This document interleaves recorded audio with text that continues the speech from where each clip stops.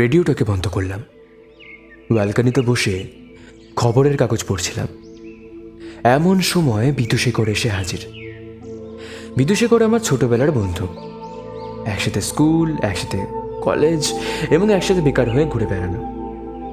বিদুশেখর এসে আমাকে বলতে লাগলো, ইদানিক মঙ্গলপুর গ্রামে কি হয়েছে বলো তো? বিগত কিছুদিন ধরে এই গ্রামে পর পর 5টা খুন।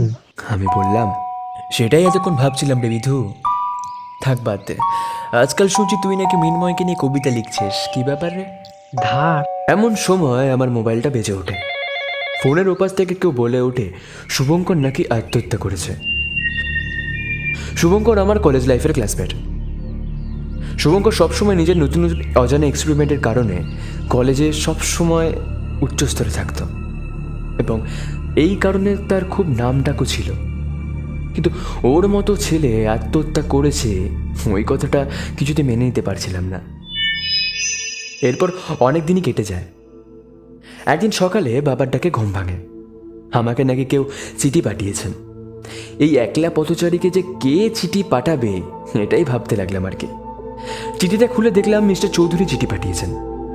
মিস্টার চৌধুরীর বাড়িতে অন্নপূর্ণা দেবীর পুজো, সেটারই নিমন্ত্রণপত্র আর কি। মিস্টার চৌধুরী একজন রিটায়ার্ড পুলিশ ইন্সপেক্টর। একসময় প্রচণ্ড দাপট ছিল তার এবং তিনি আমার থেকে বয়সে বড়, তাই আর তাকে না করতে পারলাম না। পরদিনই মিস্টার চৌধুরীর বাড়ি রওনা দেবো বলে ঠিক করলাম।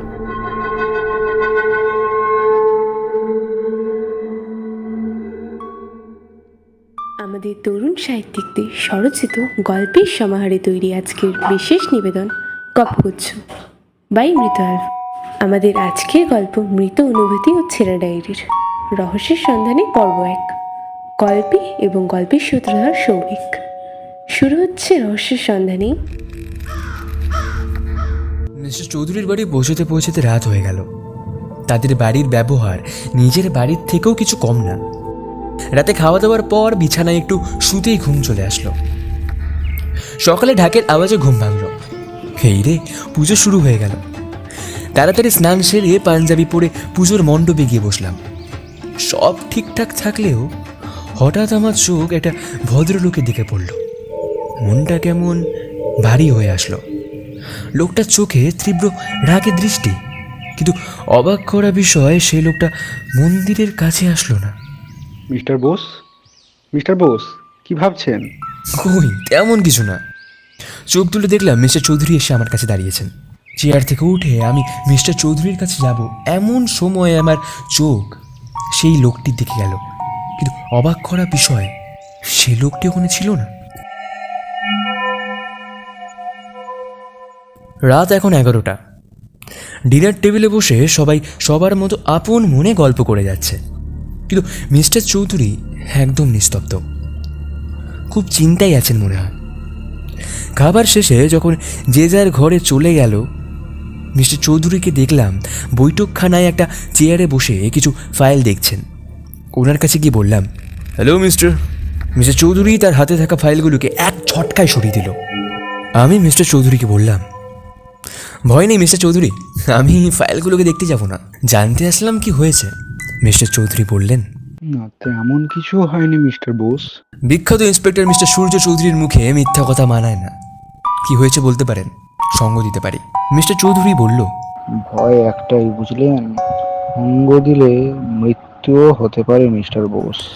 মৃত্যুর ভয় আমি পাই না মিস্টার চৌধুরী। জীবনের মায়া কাটিয়ে অনেক আগেই বেরিয়ে পড়েছি, তাই এসব মৃত্যুর ভয়টাই আমি পাই না। আপনি বলুন কি হয়েছে। মিস্টার চৌধুরী লুকিয়ে রাখা ফাইলগুলোকে আবার হাতে নিলেন এবং বললেন, শুভঙ্করকে চেনেন মিস্টার বোস? হ্যাঁ চিনি, আমার কলেজে ক্লাসমেট ছিল। মিস্টার চৌধুরীর হাতে থাকা একটা ফাইল আমাকে দিল। এটা শুভঙ্করেরই postmortem report. This is not a suicide case Mister Bose. তাহলে আপনি বলতে চাইছেন এটা মার্ডার?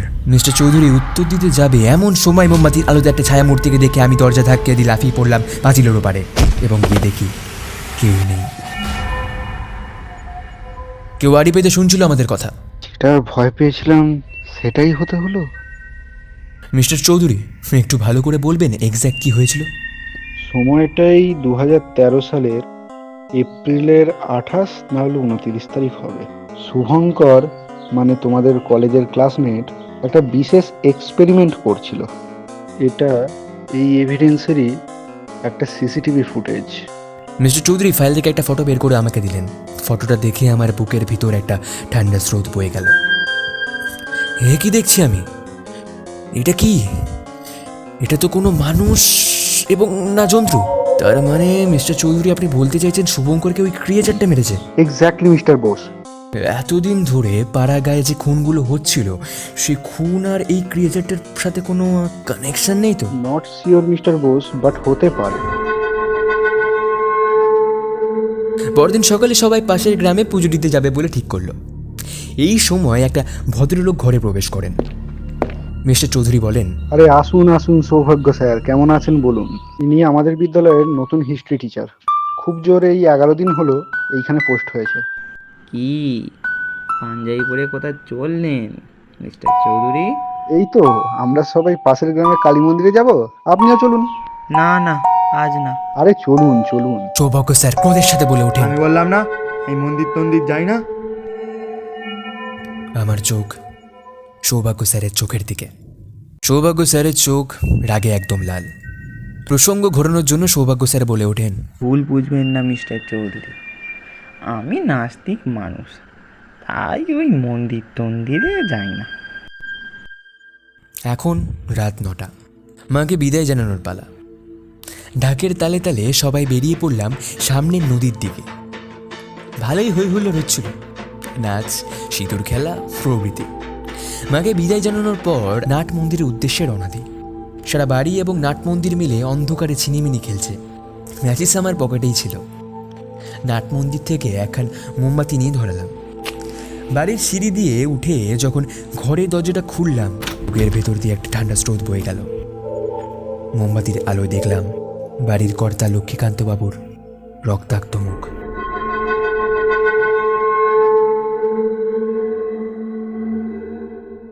কি সব হচ্ছে এগুলো? কিছুই বুঝছি না। বিদুষকর আমাকে আর মিস্টার চৌধুরীকে বলল, আমরা যখন ঠাকুর বিসর্জনের জন্য বের হয়েছিলাম, তোমরা খেয়াল করবে কি না জানি না, তবে যখন লক্ষ্মীকান্তবাবু কোনো কারণবশত ঘরে ঢুকলেন, আমি দেখলাম সেই সময় সৌভাগ্য স্যারও বাড়িতে ঢুকলেন। মিস্টার চৌধুরী চিন্তা করবেন না, যতক্ষণ না এই রহস্যের সমাধান আমরা বের করছি ততক্ষণ আমরা কোথাও যাব না।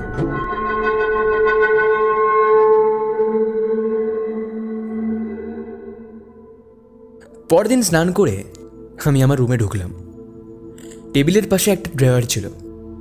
ড্রয়ারটা খুললাম, খুলে দেখি একটা টেপ রেকর্ডার। টেপ রেকর্ডারটা চালালাম। কিছুক্ষণ হিজিবিজি আওয়াজ হয়ে একটা ভয়েস রেকর্ড অন হয়। অবশ্যই 11টা নাগাদ একটা লোককে ভয়ানক প্রাণীতে পরিণত হতে দেখেছিলাম এবং এ তো লক্ষ্মীকান্তবাবুর গলা। সবটা বিধুকে বললাম। বিধু বলল, তার মানে বৈঠকখানায় যে আড়ি পেতেছিল সে আসলে মানুষই নয়। কি হচ্ছে আমাদের সাথে এটা জানি না, তবে সঙ্গ দিলে কেন মৃত্যু হবে মিস্টার চৌধুরী কথাটা এখন হয়তো বুঝতে পারছি। রাতে খাওয়া দাওয়ার পর আমরা সবাই ঘুমিয়ে পড়লাম। বিদুষকরও ঘুমাতে গেল।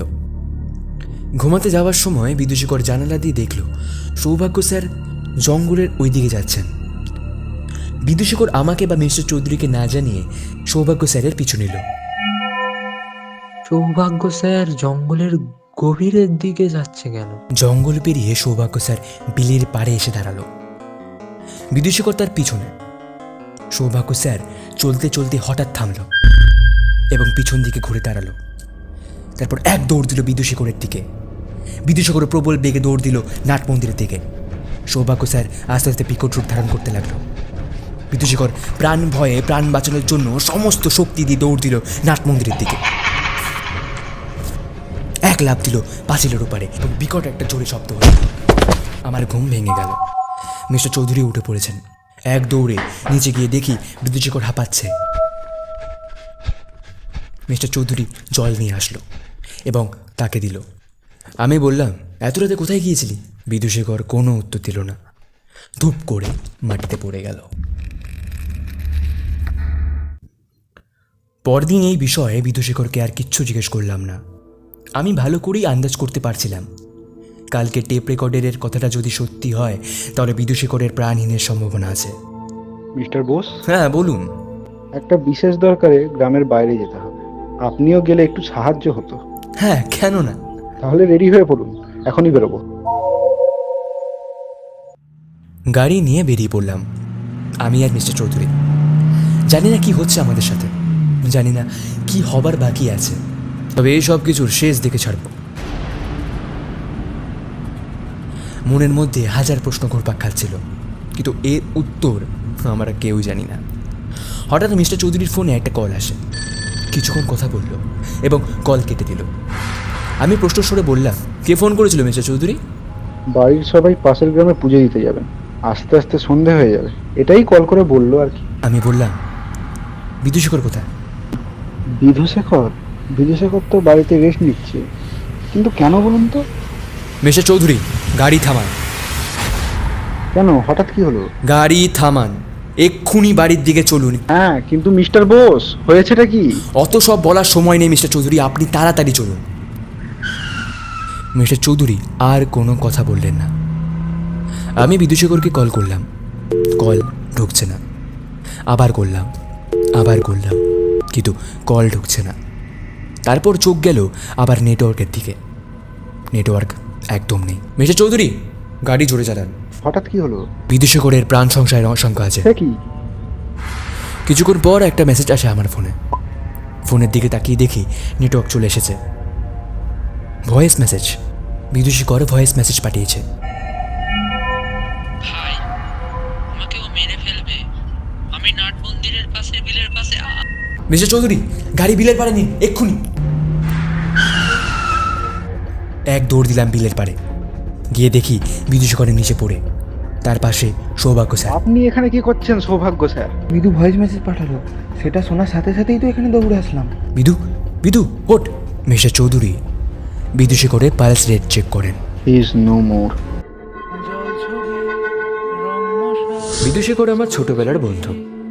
আমি ফিরেই না মৃন্ময়কে বিয়ে করব।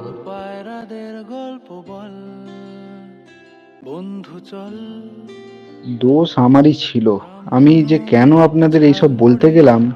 আপনার কোনো দোষ নেই। আমার বন্ধুকে যেই মারুক না কেন, এবার খেলা আমি শুরু করব।